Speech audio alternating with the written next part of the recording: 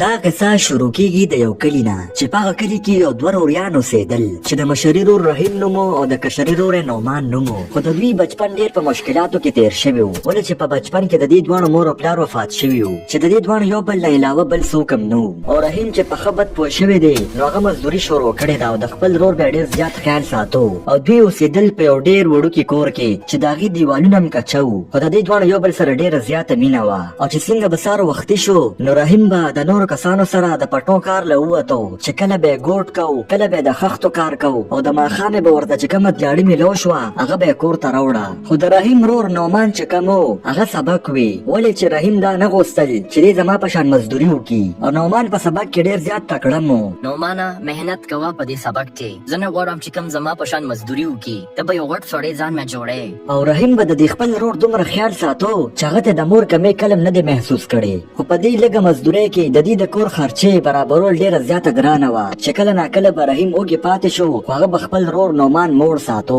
اوس وخت تېرېږي او وخت تېرېدو سره سره د نعمان د سکول خرچې هم ډېرې زیاتېږي د کتابونو خرچه د فیس خرچه چې د دې د وجې رحیم مجبورا د کلي مشر له لاړ شي حاجي صاحب زما نه د کرس پیسې پکار دي رحیمه کرس پیسې خو به درله زه درکمه خو دا خو ختمول هم غواړي که نه حاجي صاحب ته بېرحمه اوسه زه په دې پیسو باندې په خپل ضرور سبق ویم او هغه چې کله نوکر شي نو زه به ستا ټول قرض ختم کمه چې د هغه کلي مشر ورله قرض ورکړي خو دا قرض ورو ورو زیاتېدو خو رحیم د دې پروا نه کوله هغه بس په خپل ورور سبق وی اوس وخت تېرېږي چې د رحیم محنت رنګ راوړي او د هغه ورور ډېره په غټه کمپنۍ کې په نوکرۍ باندې ولګي او اوس وخت تېرېدو سره سره نعمان ډېر زیات مالداره شي او هغه په هغه کلي کې ځمکه واخلي او هلته یو ډېر عالیشان کور جوړ کړي چې هغه کور به چا لیدو نو هغې به ډېر زیات حیرانه وو چې دا دومره ښکلی کور ولې چې په دې کلي کې په ړومبي ځل دومره اعلی کور جوړ شو نو رحیم چې دا وګوري هغه هم ډېر زیات خوشحاله وي او هغه دا سوچ کو چې اوس په سکون باندې موږ دواړه وروڼه زندګي تېرو او رحیم چې کله د خپل ورور نعمان کور ته راشي نو نعمان ورته وایي رحیم وروره ته بن په مې اوسېدې دا زما کور دی نو رحیم چې دا خبره واوري نو هغه د خپو نه خو ځمکه وتښتي چې آخر ما ته د ورور څه ووایي نعمانه ما اوس شپه ورځ په ځان یو کړې وه او په تا نه سبق ووي چې چېرته هر ورځ ووینو نو تا نن ما ته دا خبره وکړه چې دې کور ته را نه شي زه د دې ځای نه وکشه دې کور کې ستا هېڅ ښیښه نشته دا ما په خپل محنت باندې جوړ کړی وي خو رحیم څه ونه وایي او هغه ډېر په خفګان سره په لار را روان وي چې ما دې ورور سره څه وکړل او دې ورور ما سره څه وکړل او هغه خپل وړې جونګړې ته راشي اوس وخت تېرېږي او دواړه وروریان واده هم وکړي خو رحیم ډېر زیات په مشکلاتو کې ګیر وي او د ټولو نه غټه خبره ده چې هغه باندې د دې کلي مشر قرضه مو او هغه به په دویمه ورځ راتلو او د ده د ګیټ مخې ته به ودرېدو رحیمه زما به قرض راکړه که نه یار بین وخو شو و دا قرض رانه مې راکړې نو دا کور رانه راکړه حاجي صاحب لږ صبر ماته وکړه دا خو ډېرې زیاتې پیسې دي دا به زه رقم ځای نه ورکوبه ټیک ته زه تا له ټیم نورم درکومه خو که زما قرض دې خلاص نه کو نو دا کور به راله راکې بیا هغې پسې یو څو ورځې پس نعمان خپل ورور له راشي او هغه ورته دا ووایي رحیم وروره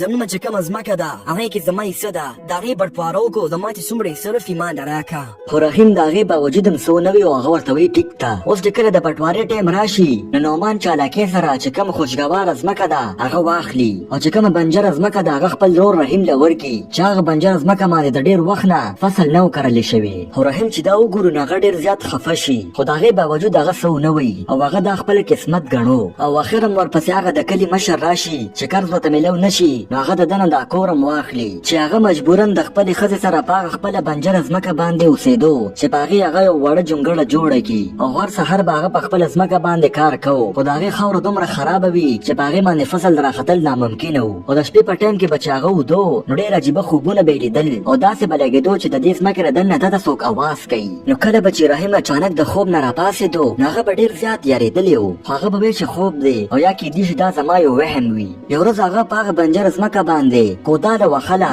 نو د هغه کودال یو دروند شیز له راشي چې دې سره هغه کار ودرې او ډېر زیاته حیرانه شي چې دا دومره سخته ځمکه چې هغه زر په لاسونو باندې هغه ځای نه خاوره لرکول شروع کړي چې هغه ځای کې یو لږ شان ځای ښکاره شي چې د هغې د پاسه کاڼی پروت وي نو رحیم ته داسې لګېدو چې کیدای شي دا یو کوی به وي خو هغه ځای کې یو مشر سړی تېرېدو چې هغه زر رحیم له راشي رحیمه تا ته پته شته چې دا چاته کومه ځمکه میلو شوې ده د دې ځمکې د شاته یو ډېر هټ راف پټ دی او د دې راز باره کې د دې کلي خلکو ته پته نشته سوای زما نه باباجي ګټه شي را یو څو کلونه مخکې په دې ځمکه باندې یو ډېر مالداره زمیندار اوسېدو چې د هغه د یو محل او داسې خبر راتلو چې د مرګ نه مخکې هغه په دې ځمکه کې چېرته خزانه پټه کړې ده نو رحیم چې دا خبره واوري نو هغه ډېر زیات حیرانم شي او دغه په ذهن کې مختلف سوالات راتلل. نو هغه بوډا سړی ورته وایي د دې ځمکې مالک یو زمیندار او د هغه سکندر خان نوم او هغه سره دومره ځمکه وه چې تر کلي پورې زموږ نظر تلو نو هغه ځمکه د ده وه. په دې کلي کې باغونه تالابونه دا ټول هر څه د دغې سکندر خان و. خو په وخت بدلولو کې ټایم نه لګي